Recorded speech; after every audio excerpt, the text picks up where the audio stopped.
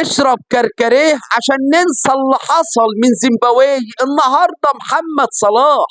النهارده محمد صلاح وعمر مرموش بينقذونا.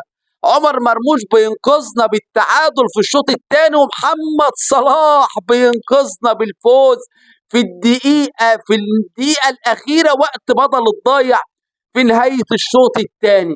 يعني لولا هدف محمد صلاح كان زماننا متعادلين، وكانت هتبقى أيامنا طين. أنا شاعر، خلي بالك كلام يعني. النهارده يا جماعة وبكل صراحة أداء سيء جدا. إمام عاشور بيخرج في الدقيقة 30 أو حاجة و30 بشكل غريب، بدون إصابات، بدون شكوى.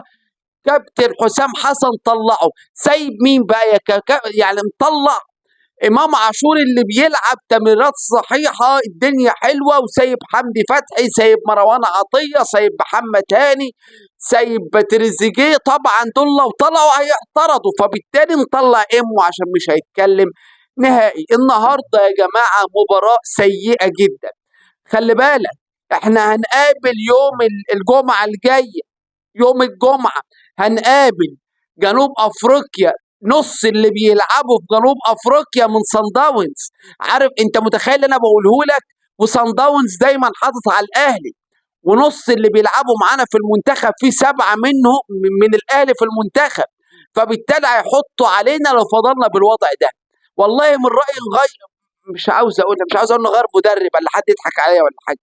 مش عاوز حد يضحك عليا في التعليقات، بس احنا لو فضلنا على الوضع ده هناخد 3-4 يوم الجمعة أمام جنوب أفريقيا. لازم حل المشكلة، يا إما هناخد 4 من جنوب أفريقيا.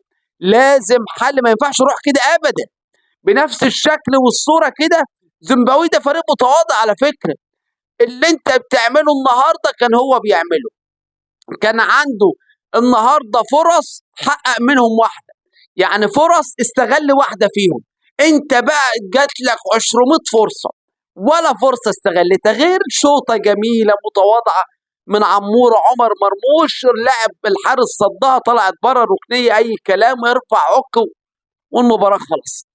النهارده يا جماعة مباراة سيئة لولا محمد صلاح والهدف اللي في اللحظات الأخيرة. احنا كنا خرجنا متعادلين وشايلين، مش عاوز أقول الكلمة والله، كان هيبقى شكلنا وحش جدا لو كنا خرجنا متعادلين.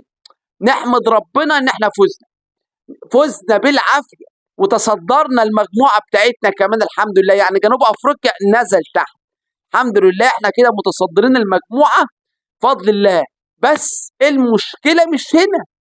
هتقابل جنوب افريقيا يوم الجمعه القادمه، وجنوب افريقيا ده مش سهل. لو فزت على جنوب افريقيا تستريح بقى كده يا باشا، تحط في بطنك بطيخه صيني مش صيفي، لان انت يا باشا لو كسبتهم انت خلاص. فربنا وفاهم، ومش عاوزين نشوف الشكل ده تاني ولا الهيئه دي تاني. واللاعيبه دي بقى اللي كانوا قاعدين على الدكه ينزلوا اساس المره الجايه. دي من وجهه نظر المتواضعه يعني.